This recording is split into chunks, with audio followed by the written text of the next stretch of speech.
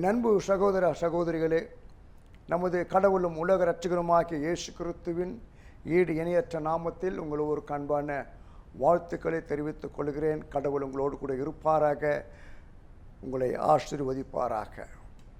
இன்று ஆண்டவராகிய இயேசு கிறிஸ்து வெற்றியோடு உயிர்த்தெழுந்த திருநாள். ஆகவே இந்த நிகழ்ச்சியை பார்த்து கொண்டிருக்கிற உங்கள் ஒவ்வொருவரையும் இயேசுவின் குடும்ப ஊழியங்கள் சார்பாக ஆண்டவராகிய இயேசு கிறிஸ்து உயிர்த்தெழுந்த இந்த திருநாளின் மகிழ்ச்சியை வாழ்த்துக்களை நான் தெரிவித்துக் கொள்கிறேன். இன்றைக்கி பெரும்பாலும் பார்த்திங்கன்னா எல்லாம் ஆலய வழிபாடெல்லாம் முடிஞ்ச உடனே ஒருத்தர் happy Easter happy Easter happy ஈஸ்டர்னு சொல்லுவாங்க. ஒருத்தரும் இயேசு கிறிஸ்து உயிர்த்தெழுந்த திருநாள் வாழ்த்துன்னு சொல்லவே மாட்டாங்க. ஹாப்பி ஈஸ்டர் ஹாப்பி ஈஸ்டர் அது வழக்கமாக ஆயிடுச்சு. ஆனால் அந்த ஈஸ்டர் என்ற வார்த்தை ஏற்புடையதாக அல்ல. அந்த ஈஸ்டர் என்ற வார்த்தை ஈஸ்ட்ரோ என்ற ஒரு ஆங்கிலோ சாக்சன் என்ற தேவியின் பெயரிலிருந்து வந்த பெயர். அதாவது ஈஸ்ட்ரோ என்று அந்த தேவியின் பெயர். அப்போது ஒரு தேவியின் பெயரை நாம் உச்சரிப்பது நமக்கு நல்லதல்ல. அதாவது வசந்த காலத்தில் அந்த தேவி பெயரை சொல்லி அவர் கொண்டாடுவார்கள். அது நாளடைவிலே என்ன செய்யப்பட்டது, இந்த உயிர்த்தெழுந்த ஆண்டவராக இயேசு கிறிஸ்து உயிர்த்தெழுந்த நாளோடு கூட இணைக்கப்பட்டு அது கருதப்பட்டு வருகிறது. ஆகவே நம்ம அதை மாற்றிக்கொள்ள வேண்டும்.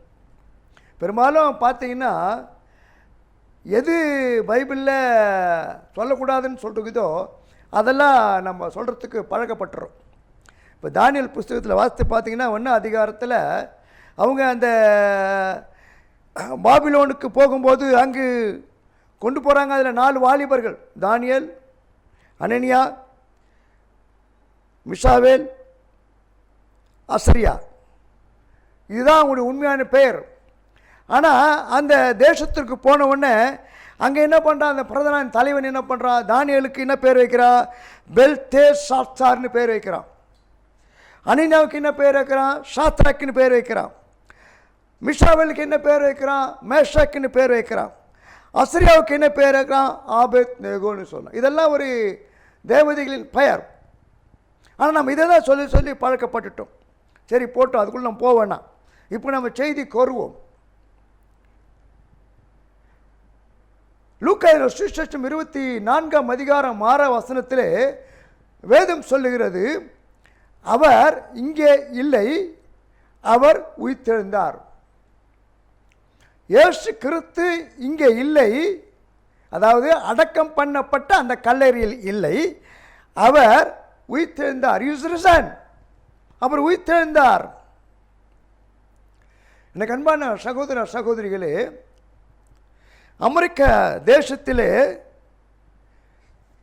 புகழ்பெற்ற ஒரு பேராயர் ஒருத்தர் இருந்தார், புல்லட்டன் ஜே ஷீன் என்பது. அவர் அமெரிக்க தேசத்தில் உள்ள இல்லினாய்ஸ் என்ற ஒரு மாநிலத்தில் பிறந்து வளர்ந்தவர். அவர் ஒரு சிறந்த மத போதகர், கத்தோலிக்க பேராயர். அவருடைய பெயர்தான் புல்லட்டன் ஜே ஷீன் என்பது ஆகும். ஒரு சமயம் இந்த போதகர் ஒரு குறிப்பிட்ட இடத்திற்கு போகிறார். அந்த இடத்தில் சில தொழுநோயாளிகள் வாழ்ந்து கொண்டிருக்கிறார்கள். அவர்களை பார்ப்பதற்காக இவர் போனார். இவர் அங்கே சென்ற உடனே அங்கிருந்த எல்லா தொழிலாளிகள் எல்லாம் அவரிடத்தில் வந்து அழுகிறார்கள், அவருடைய குறைகளை சொல்லுகிறார்கள், வேதனைப்படுகிறார்கள். அவருடைய சரீரத்தை காட்டி அவர்கள் அவரிடத்தில் மன்றாடுகிறார்கள். அப்போது அந்த பேராயர் அவளை பார்த்து மிகவும் கலங்கினார், வேதனைப்பட்டார். அவர்களுக்காக அவர் மனதுருகி பல ஆறுதலான வார்த்தைகளை சொல்லி அவர்களுக்காக ஜெபிக்கிறார். ஆனால் அந்த இடத்துல ஒரு பெண்மணி மிகவும் மகிழ்ச்சியாக இருப்பதை இவர் பார்க்கின்றார். இவருக்கு ஒன்றும் புரியல. இவங்கெல்லாம் என்னை பார்த்து இவ்வளோ வேதனையோடு தங்களுடைய அங்கலாப்பை கூறுறாங்க, கவலையை சொல்கிறாங்க, பாரத்தை சொல்கிறாங்க, அவங்களுடைய சரீர வேதனைகளை சொல்கிறாங்க. ஆனால் இந்த பெண்மணி மிகவும் மகிழ்ச்சியாக இருக்கிறாள், என்ன காரணம் என்று சொல்லி அந்த பெண்ணிடத்தில் அந்த பேராயர் கேட்கிறார். இவங்கெல்லாம் இப்படி என்கிட்ட தங்களுடைய குறைகளை சொல்கிறாங்க, ஆனால் நீங்கள் மட்டும் இவ்வளோ சந்தோஷமாக மகிழ்ச்சியாக இருக்கிறீங்களே, என்ன காரணம் அப்படின்னு. அப்போது அந்த பெண்மணி சொன்னார்களாம், ஐயா, நான் இன்னும் கொஞ்ச நாட்களில் மரிக்க போகிறேன், நான் இறந்து விடுவேன். ஆனால் ஆண்டவராகிய இயேசு கிறிஸ்து, உயிர்த்தெழுந்த இயேசு கிறிஸ்து திரும்ப வருவார். அவர் வரும்போது மரித்த என்னை உயிரோடு எழுப்புவார். அப்போது இப்போது எனக்குள் இருக்கிற இந்த சரீரம் இருக்காது, மகிமையும் மாட்சிமையும் பொருந்திய ஒரு நல்ல மகிமையான சரீரத்தை ஆண்டவராகிய இயேசு கிறிஸ்து எனக்கு கொடுப்பார். அதுதான் எனக்கு சந்தோஷம். அந்த நாளுக்காக நான் காத்து கொண்டிருக்கிறேன், ஆகவே தான் நான் மகிழ்ச்சியாக இருக்கிறேன் என்று சொல்லி அவர்கள் சொன்னார்களாம். அதை கேட்டபோது பேராயருடைய உள்ளம் மகிழ்ந்தது. என் அன்பு சகோதர சகோதரிகளே, ஒருவேளை இந்த சாட்சி நமக்கு உள்ளத்தை உருக்குகிற ஒன்றாய் காணப்படுகிறது. இயேசு கிறிஸ்து உயிர்த்தெழுந்தார், அவர் வைத்த இடத்தை பாருங்கள் என்று சொல்லி ஸ்திரீகள் சொல்லுகிறார்கள். அவர் இங்கே இல்லை அப்படின்னா எங்கே? அவர் உயிர்த்தெழுந்தார். இன்றைக்கு இந்த பண்டிகையை சந்தோஷமாய் கொண்டாடி கொண்டிருக்கிறோமே, இயேசு கிறிஸ்து உயிர்த்தெழுந்ததுதான் நமக்கு ஒரு நம்பிக்கை, அதுதான் நம்முடைய விசுவாசமாக இருக்க வேண்டும். மார்க் 16ஆம் அதிகாரம் 11ஆம் வசனத்தை வாசித்து பாருங்கள். தேவ தூதர்கள் சொன்னார்கள், இயேசு உயிரோடு இருக்கிறார். லூக்கா 24ஆம் அதிகாரம் 23ஆம் வசனத்தை வாசித்து பாருங்கள். கல்லறைக்கு பார்க்க சென்ற ஸ்திரீகள் சொன்னார்கள், அவர் உயிரோடு இருக்கிறார். லூக்கா சுவிசேஷம் 24ஆம் அதிகாரம் 34ஆம் வசனத்தை வாசித்து பாருங்கள். எம்மா ஒரு சீசர்கள் சொன்னார்கள், அவர் உயிர்த்தெழுந்தார், அவர் உயிரோடு இருக்கிறார். யோபு 19ஆம் அதிகாரம் 25ஆம் வசனத்தை வாசித்து பாருங்கள். பக்தனாகிய யோபு சொல்லுகிறார், என் மீட்பர் உயிரோடு இருக்கிறார். ஹல்லேலூயா. வெளிப்படுத்தல் 1ஆம் அதிகாரம் 18ஆம் வசனத்தை வாசித்து பாருங்கள். உயிர்த்தெழுந்த ஆண்டவராகிய இயேசு கிறிஸ்து சொல்லுகிறார், மரித்தேன் ஆனாலும் சதா காலங்களில் உயிரோடு இருக்கிறேன் என்று சொல்லி. என் அன்பு சகோதர சகோதரிகளே, அதுதான் நம்முடைய நம்பிக்கை, விசுவாசமாய் காணப்பட வேண்டும். இயேசு கிறிஸ்து ஏன் மரிக்க வேண்டும், ஏன் உயிர்த்தெழ வேண்டும்? இது நமக்கு ஒரு கேள்வி வர இல்லையா? இயேசு ஏங்க மரிக்கணும், இயேசு ஏன் உயிரோடு இருக்கணும்? வேதம் நமக்கு தெளிவாய் சொல்லுகிறது. ரோமர் 14ஆம் அதிகாரம் 9ஆம் வசனத்தை வாசித்து பாருங்கள். மரித்தோர் மேலும் ஜீவன் உள்ளோர் மேலும் ஆண்டவராய் இருக்கும் பொருட்டு மரித்தும் எழுந்தும் பிழைத்தும் இருக்கிறார் என்று சொல்லி இயேசு கிறிஸ்து குறித்து சொல்லப்பட்டிருக்கிறது. இதுதான் இன்றைக்கு நம்முடைய விசுவாசமாக, நம்பிக்கையாக காணப்பட வேண்டும். என் அன்புக்குரியவர்களே, இயேசு கிறிஸ்து உயிர்த்தெழுந்த நாள் நமக்கு பண்டிகையாக மட்டுமல்ல, நம்முடைய விசுவாசத்தின் பண்டிகையாக, நம்பிக்கையின் பண்டிகையாக மாற வேண்டும். ரஷ்யா தேசத்திலே ஒரு போதகர் ஒரு ஆலயத்தில் அவர் ஆராதனை நடத்தி கொண்டிருக்கிறார். அந்த நாட்களில் ரஷ்யாவில் எங்குமே ஆராதனை நடத்தக்கூடாது, அவ்வளவு கண்டிப்பான உத்தரவு போடப்பட்டிருந்தது. ஆகவே இந்த போதகர் என்ன செய்கிறார், யாருக்கும் தெரியாதபடி ஒரு மறைவான இடத்திலே மக்களை அழைத்து ஆராதனை நடத்தி கொண்டிருக்கிறார். ஆனால் இந்த விஷயம் எப்படியோ அரசாங்கத்திற்கு தெரிகிறது. அதிகாரிகள் ஓடி வருகிறார்கள், அவரை கைது செய்கிறார்கள். உடனே காவல் நிலையத்திற்கு அழைத்து வரும்படியாய் அவர்கள் பிரயாசப்படுகிறார்கள். அவரை பார்த்து சொல்லுகிறார், நீங்கள் உடனே எங்களோடு கூட வாருங்கள் என்று சொல்லி அப்போது அந்த போதகர் சொல்லுகிறார், எனக்கு கொஞ்ச நேரம் டைம் கொடுங்க, இன்னைக்கு இயேசு உயிர் தேர்ந்த நாள், நான் பிரசங்கம் பண்ணிட்டு வந்துடுறேன் அப்படின்னு. அந்த அதிகாரிகள் சொல்கிறாங்க, நோ நோ, உடனே வாங்கன்னு சொல்லிட்டு. அப்போது மறுபடியும் அந்த போதகர் சொல்கிறாரு, ஐயா ஒரு 5 நிமிடம் எனக்கு வாய்ப்பு கொடுங்க, நான் ஒரு சின்ன பிரசங்கம் பண்ணிவிட்டு இந்த மக்களுக்கு சொல்லிவிட்டு நான் வந்துடுறேன் அவங்க கூட அப்படின்னு. நோ நோ நோ, உடனே கிளம்புங்க அப்படின்னு சொல்கிறாங்க. அப்போ அந்த போதகர் அந்த காவல் அதிகாரியை பார்த்து சொல்லுகிறார், அப்படின்னா எனக்கு ஒரு 3 வார்த்தையை சொல்ல முடிய அனுமதி கொடுங்கள், அந்த 3 வார்த்தை நான் சொல்லிட்டு உங்களோடு கூட வருகிறேன்னு சொல்லி அவர் சொன்னார், இயேசு என் மீட்பர் உயிரோடு இருக்கிறார், என் மீட்பர் உயிரோடு இருக்கிறான்னு சொல்லி அவர் சத்தமாய் சொல்லிக்கொண்டே அவரோடு கூட போகிறார். நடப்பது என்ன, அவரோடு கூட சபை மக்கள் அனைவரும் எழுந்து நின்று ஒரே கூச்சலாக என் மீட்பர் உயிரோடு இருக்கிறார், என் மீட்பர் உயிரோடு இருக்கிறார் சொல்லி அந்த இடம் முழுதும் தெரு முழுதும் அவர்கள் கூச்சலிட்டு சொல்லிக்கொண்டே போகிறார்கள். இதனால் நடந்தது என்ன, அந்த நகரம் முழுவதும் ஒரு பெரிய எழுப்புதல் ஏற்பட்டது. இயேசு கிறிஸ்துவை அநேகர் ஏற்றுக்கொண்டார்கள். என் அன்பு சகோதர சகோதரிகள், இன்றைக்கு உயிர்த்தெழுந்த இயேசுவின் பண்டிகை கொண்டாடி கொண்டிருக்கிறோமே, நம்முடைய நம்பிக்கை என்ன, நம்முடைய நம்பிக்கை என்ன, நம்முடைய அனுபவம் என்ன, நம்முடைய விசுவாசம் என்ன? இயேசு கிறிஸ்து என் வாழ்க்கையிலே எழுந்திருக்கிறாரா?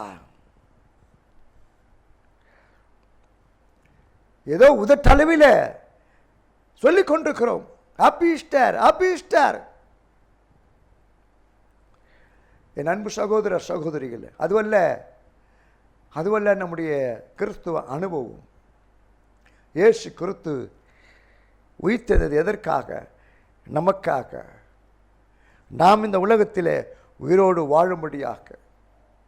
ஆகவேதான் பவுல் சொல்றார், கிறிஸ்துவின் உடனே கூட சிலுவையில் அறையப்பட்டிருக்கிறேன், ஆகினும் பிழைத்திருக்கிறேன், இனி நான் அல்ல கிறிஸ்துவை எனக்குள் பிழைத்திருக்கிறார். அல்லேலூயா. இயேசு கிறிஸ்து நமக்குள்ள உயிர்த்தெழுந்திருக்கிறாரா? நமக்குள்ள இருக்கிறாரா? அப்படி என்றால் இயேசு கிறிஸ்துவை நாம் எங்கே தேட முடியும்? எங்கே தேட முடியும்? மத்தேயு 28ஆம் அதிகாரம் 10ஆம் வசனத்தை வாசித்து பாருங்கள். இயேசு கிறிஸ்து அவர் இந்த உலகத்தில் ஊழியர் செய்த நாட்களிலே தன்னுடைய சீசர்களுக்கு அவர் சொன்னார், என்ன சொன்னார்? பயப்படாதீர்கள், நீங்கள் போய் என் சகோதரர் கலிலேயாவுக்கு போகும்படி அவர்களுக்கு சொல்லுங்கள், அங்கே அவர்கள் என்னை காண்பார்கள் என்று சொல்லு. அப்ப இயேசு கிறிஸ்து மரித்து உயிரோடு எழப்போகிறார். அவர் உயிர்த்தெழுந்த பிறகு அவரை எங்கு பார்க்க வேண்டும், எங்கு காண வேண்டும், எங்கு தேட வேண்டும் என்று சொல்லி இயேசு கிறிஸ்து முன்பதாகவே சீசர்களுக்கு அவர் சொல்லிவிட்டார். ஆனால் நடப்பது என்ன? இயேசு கிறிஸ்துவை சீசர்கள் எங்கு போய் தேடுகிறார்கள்? கல்லறையிலே போய் தேடுகிறார்கள். அங்கு தேடியும் அவரை அங்கு காணவில்லை. இயேசு கிறிஸ்து தன்னை எங்க தேடணும், எங்க பார்க்கணும் அப்படின்னு சொன்னாரோ அதை அவர்கள் நம்பவில்லை, விசுவாசிக்கவில்லை. அந்த விசுவாசமும் சீசர்களுக்கு இல்லாமலே போய்விட்டது. ஆகவேதான் என்ன செய்யறாங்க? இயேசு கிறிஸ்து உயிர்த்தெழுந்த பின்பு அவர் உயிரோடு இருக்கிறாரா என்று கல்லறையில் போய் பார்க்க போறாங்க. கல்லறையில் யாராவது உயிரோடு பார்க்க முடியுமா? இயேசு என்ன சொல்றாரோ அதன்படி நம்ம செய்யணும். அதுதான் விசுவாச வாழ்க்கை, நம்பிக்கையின் வாழ்க்கை. என் அன்பு சகோதர சகோதரிகளே, இன்றைக்கு நாம் இயேசுவை எங்கு தேடிக்கொண்டிருக்கிறோம்? எங்கு தேடிக்கொண்டிருக்கிறோம்? எந்த இடத்துல அவர் நாம் தேடிக்கொண்டிருக்கிறோம்? இன்னைக்கு பார்த்தீங்கன்னா இயேசுவை எங்க தேடி போறாங்கன்னாக்கா, அநேக ஊழியர்களிடத்தில் தேடி போகிறார்கள், ஜெபிப்பதற்காக, தேவைகளுக்காக. ஆனால் இயேசு என்ன சொன்னார்? நான் கலிலேயாவுக்கு வருவேன், அங்க வந்து என்னை பாருங்கள். இயேசு சொல்லுகிறார், உயிர்த்தெழுந்த இயேசு சொல்லுகிறார், நான் உங்களுக்குள்ளே இருக்கிறேன், நீங்கள் உங்களுக்குள்ளே என்னை தேடுங்கள் என்று சொல்லி. அந்த நம்பிக்கை இல்லையே நமக்கு, அந்த விசுவாசம் இல்லையே. அப்படி என்றால் இதனுடைய பொருள் என்ன? இயேசு கிறிஸ்து, உயிர்த்தெழுந்த இயேசு கிறிஸ்துவை நாம் எங்கேயோ மற்ற இடத்தில் அல்ல, ஊழியக்கார இடத்தில் அல்ல, கூட்டங்களில் அல்ல, நமக்குள்ளே நாம் தேடி கண்டு கொள்ள வேண்டும், கண்டு கொள்ள வேண்டும். அங்குதான் இயேசுவை நாம் பார்க்க முடியும். நமக்குள்ளே தான் நாம் இயேசுவை பார்க்க முடியும். ஆகவேதான் தாவீது சொல்றார் பாருங்க, மிக நெருக்கடியான நேரத்தில் சோர்வான அங்கலாப்பின தாவீது சொல்றார், என் ஆத்மாவே ஏன் எனக்குள் தேங்குகிறாய். அவருடைய வாழ்க்கையில் பலவிதமான பிரச்சனை போராட்டம் இருந்த போது அவர் அதை யாரிடம் போய் சொல்லவில்லை, யாரிடத்தில் போய் பகிர்ந்து கொள்ளவில்லை. அவர் என்ன சொல்றாரு, ஏன் ஆத்துமா நீ ஏன் கலங்குற, ஏன் தேங்குற, எனக்குள்ள கடவுள் இருக்கிறார், நான் பயப்பட மாட்டேன். உயிர்த்தெழுந்த இயேசு இன்றைக்கு நமக்குள்ள இருக்கிறாரா, நமக்குள்ள வாழ்ந்து கொண்டிருக்கிறாரா, அது நம்முடைய அனுபவமாக இருக்கிறதா, நம்மை ஆராய்ந்து பார்ப்போம். இயேசு கிறிஸ்து அவரை நமக்குள்ளே தேட என்று சொல்லுகிறார். அப்படின்னா நாம் எப்படி அவரை நமக்குள்ளே தேட முடியும்? எப்படி தேட முடியும்? இயேசு கிறிஸ்து சொன்னார், நீங்கள் என்ன கலிலேயாவுக்கு வந்து பாருங்கப்பா, நான் உயிர்த்தெழுந்த பிறகு அங்கே இருப்பேன், அங்கே வந்து பாருங்கன்னு. ஆனால் சீஷர்களுக்கு அந்த விசுவாசம் இல்லாமல் போயிடுச்சு. ஆகவே தான் இயேசு சொல்கிறார் பாருங்க, லூக்கா 24:5 உயிரோடு இருக்கிறவரை நீங்கள் மரித்தோரிடத்தில் தேடுகிறது என்ன? இயேசு சொன்னார், கலிலேயாவில் வந்து என்ன பாருங்கப்பா, ஆனால் அவங்க போய் கல்லறையில் பார்க்குறாங்க. கல்லறையில் போய் அவரை தேடினார்கள், ஆனால் அங்கு அவரை பார்க்க முடியவில்லை. இயேசு கிறிஸ்துவை நமக்குள்ளே காண்கிறது தான் ஆவிக்குரிய வாழ்க்கையின் ஒரு அடையாளம், ஆவிக்குரிய வாழ்க்கையின் ஒரு அடையாளம். இல்லைன்னா இல்லை. நமக்குள்ளே இயேசு அவரை தேட வேண்டும் சொல்லுகிறார். எப்படி நாம் அவரை தேட வேண்டும்? அதுதான் நமக்குள்ள விசுவாசம். எல்லாரும் இயேசு கிறிஸ்துவ வாழ்க்கையிலே தேட முடியுமா? தேட முடியாது. எப்போ தேட முடியும்? எப்படி தேட முடியும்? ஒருவருடைய வாழ்க்கையிலே அந்த ரட்சிக்கப்பட்ட அனுபவம், மனம் திரும்பின அனுபவம், இயேசு கிறிஸ்துவை ஏற்றுக்கொண்ட அனுபவம், அவருடைய பிள்ளையாய் மாறின அனுபவம் உள்ளவர்களால தான் இயேசு கிறிஸ்துவை தங்களுடைய வாழ்க்கையிலே அவரை தேட முடியும். எல்லாராலும் முடியாது, எல்லாராலும் முடியாது.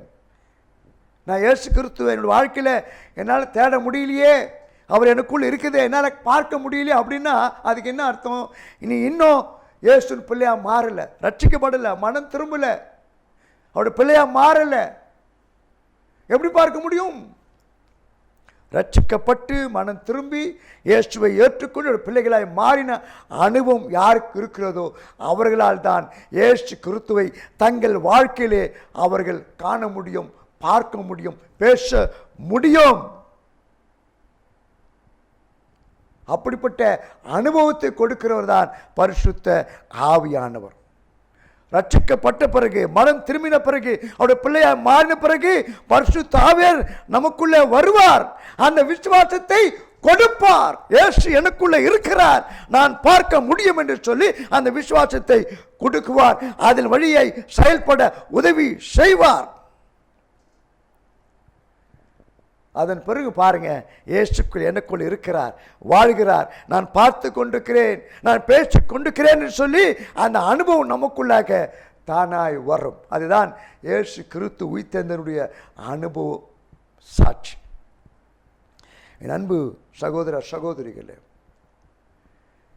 நமக்குள்ளே இயேசுவை பார்க்க வேண்டும். எப்படி? அவர் நமக்குள்ளே இருப்பதை நாம் அனுபவித்து கொள்ள வேண்டும். அவரை ஏற்றுக்கொண்டு வாழ்கிற வாழ்க்கையாக இருக்க வேண்டும். அவருடைய பிள்ளையாய் வாழ்கிற வாழ்க்கையாக இருக்க வேண்டும். அப்போதான் இயேசுவை நமக்குள்ளே நாம் விசுவாசத்தோடு பார்க்க முடியும். அப்படி பார்க்கும்போது அவர் நமக்குள்ளே கொடுக்கிற ஆசீர்வாதம் என்ன? மத்தேயு 28 வாசித்து பாருங்கள். இதோ உலகத்தின் முடிவு பரியந்தம் சகல நாட்களிலும் நான் உங்களுடன் கூட இருக்கிறேன் என்று சொல்லி வாக்கு கொடுத்திருக்கிறார். என் அன்பு சகோதர சகோதரிகளே, இயேசு கிறிஸ்து உயிர்த்தெழுந்தது மகிழ்ச்சியான ஒரு செய்தி, சந்தோஷமான ஒரு செய்தி. ஆனால் அந்த செய்தியை நாம் வெறுமனே இந்த நாட்களிலே பகிர்ந்து கொள்வதல்ல, ஒருவருக்கு ஒரு ஹாப்பி ஈஸ்டர் சொல்லி சந்தோஷத்தை வெளிப்படுவதல்ல. அந்த சந்தோஷம் நமக்குள்ளே இயேசு இருக்கிறார், வாழ்கிறார் என்ற அந்த அனுபவத்தின் வழியாக அந்த சந்தோஷம் வெளியே பகிர்ந்து கொடுக்கப்பட வேண்டும், பகிர்ந்து அளிக்கப்பட வேண்டும், சொல்லப்பட வேண்டும். முதலாவது இயேசு கிறிஸ்து எனக்குள்ளே உயிர் தேர்ந்திருக்கிறார், அவரை நான் எனக்குள்ளே பார்க்கிறேன், அவர் எனக்குள்ளே வாழ்கிறார். ஆகவே அந்த சந்தோஷம் எனக்குள்ள போக்கி எழுகிறது. அந்த சந்தோஷம் தான் இயேசு உயிர்த்தெழுந்த திருநாள் வாழ்த்துகள் என்று சொல்ல முடியும். என் அன்பு சகோதர சகோதரிகளே, ஏதோ இந்த உயிர்த்தெழுந்த பண்டிகை வெறும் கோலாகாலமாக பாரம்பரியமாக கொண்டாடிவிட்டு போகிற ஒரு பண்டிகையாக இது இருக்கவே கூடாது. இயேசு கிறிஸ்து ஏன் உயிர்த்தெழுந்தார்? எதற்காக உயிர்த்தெழுந்தார்? அவர் உயிர்த்தெழுந்த அந்த அனுபவத்தை நான் எப்படி ருசிக்க முடியும், எப்படி அனுபவிக்க முடியும்? அதனால் என்னுடைய வாழ்க்கைக்கு என்ன நன்மைகள், ஆசீர்வாதங்கள் என்பதை நாம் அறிந்து கொண்டு அதை நாம் கற்றுக்கொண்டு அதன்படி செய்யும்போது தான் உண்மையான அந்த உயிர்த்தெழுந்த அனுபவம் நமக்குள்ளாய் இருந்து மற்றவர்களுக்குள்ளாய் கடந்து செல்லும். உண்மையாகவே இயேசு உயிர்த்தெழுந்ததின் அந்த அனுபவம் நமக்குள்ளே இருக்குமானால் நாம் என்ன செய்ய முடியும்? அவருக்காக அவருடைய சித்தத்தை செய்து, அவருடைய சித்தத்தின்படி வாழ்ந்து, அவருக்கு பிரியமாய் நடந்து, அவருடைய கட்டளைக்கு கீழ்ப்படிந்து ஆத்துமாக்களை அறுவடை செய்கிற ஒரு பணியினால் நாம் நிரம்பி காணப்பட முடியும்.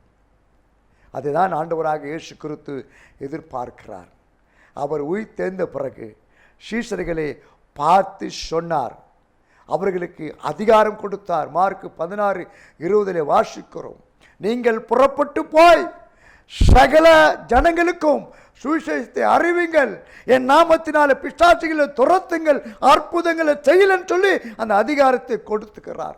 இன்றைக்கும் இயேசு எனக்குள்ளே இருக்கிறார், வாழ்கிறார். அப்படி என்றால் நான் என்ன செய்ய வேண்டும்? ஆத்துமாக்களை குறித்த கரிசனையோடு இருக்க வேண்டும், ஆத்துமாக்களை குறித்த பாரத்தோடு இருக்க வேண்டும், ஆத்துமாக்களுக்கு சுவிசேஷத்தை சொல்ல வேண்டும். ஒரு வாஞ்சை எனக்குள்ள உண்டாகி கொண்டே இருக்க வேண்டும். அந்த அதிகாரத்தை கடவுள் நம்ம கொடுத்திருக்கிறார். ஆகவேதான் இயேசு சொன்னார், பயப்படாதிருங்கள். மத்தேயு 28:10 சொன்னார், பயப்படாதிருங்கள், நான் உங்களோடு கூட இருக்கிறேன். ஆகவேதான் இயேசு கிறிஸ்துவோடு கூட இருந்த சீஷர்கள் அவர் மரிப்பதற்கு முன்பதாக அவரோடு எவ்வளவு சந்தோஷமாய் மகிழ்ச்சியாய் இருந்தார்கள். ஆனால் இயேசு மரித்த பிறகோ பயந்து நடுங்கிய அறையிலே ஒளிந்து கொண்டிருந்தார்கள். ஆனால் இயேசு உயிர்த்தெழுந்த பிறகு அவர் நடுவே பயந்து, பயப்படாதீர்கள், உங்களுக்கு சமாதானம் என்று சொன்னார். அந்த சீஷர்கள் தான் எதிர்காலத்திலே இயேசு கிறிஸ்துவுக்காய் வைராக்கியமாய் ஊழியர் செய்து ஆத்துமக்களை அறுவடை செய்தார்கள். ஜனங்கள் அவரை பார்த்து, சீஷர்களை பார்த்து சொன்னார்கள். பேதுரு, யோவான் பேசுகிற தைரியத்தை பார்த்து ஜனங்கள் சொன்னார்கள், இவர்கள் அவரோடு கூட இருந்தவர்கள், இயேசுவோடு கூட இருந்தவர்கள் என்று சாட்சி சொன்னார்கள். என் அன்பு சகோதர சகோதரிகளே, இன்றைக்கு அப்படிப்பட்ட ஒரு சாட்சியுள்ள வாழ்க்கை நம்மை பார்த்து மற்றவர்கள் சொல்ல முடியுமா? இவர்கள் கிறிஸ்தவர்கள், இவர்கள் இயேசுவோடு கூட நடக்கிறவர்கள், இயேசுவோடு கூட வாழ்கிறவர்கள், இயேசுக்கு சாட்சியாக இருக்கிறவர்கள், இயேசுவின் அன்பை பிரதிபலிக்கிறோம் சொல்லி நம்மை குறித்து மற்றவர்கள் சொல்ல முடியுமா? சொல்லணும். அதான் கிறிஸ்துவ வாழ்க்கை, அதுதான் ஆவிக்குரிய வாழ்க்கை. ஏதோ பண்டிகை வருது, கிறிஸ்துமஸ் பண்டிகை வருது, கொண்டாடிட்டு போயிட வேண்டியது. ஈஸ்டர் பண்டிகை வருது, கொண்டாடிட்டு போயிட வேண்டியது. புது வருஷம் வருது, வாக்குத்தத்தங்களை நம்பி கொண்டாடிட்டு போயிட வேண்டியது. என்ன இதனால் பிரயோஜனம்? கணக்கு கொடுக்க வேண்டும், கணக்கு கொடுக்க வேண்டும். இயேசு எதற்காக இந்த உலகத்தில் கொடுக்கப்பட்டார் அதை அறிந்து கொள்ள வேண்டும். என் அன்பு சகோதர சகோதரிகளே, இயேசு கிறிஸ்து உயிர்த்தெழுந்தார், இன்றும் உயிரோடு இருக்கிறார். விசுவாசிப்போம், நம்புவோம், அவரை சார்ந்து கொள்வோம், அவரை பற்றி கொள்வோம், அவருடைய சித்தத்தை செய்ய ஒப்பு கொடுப்போம், அவருக்காய் ஓடுவோம். கர்த்தர் பெரிய காரியங்களை செய்வார். கடவுள் உங்களை ஆசீர்வதிப்பாராக. ஆமென்.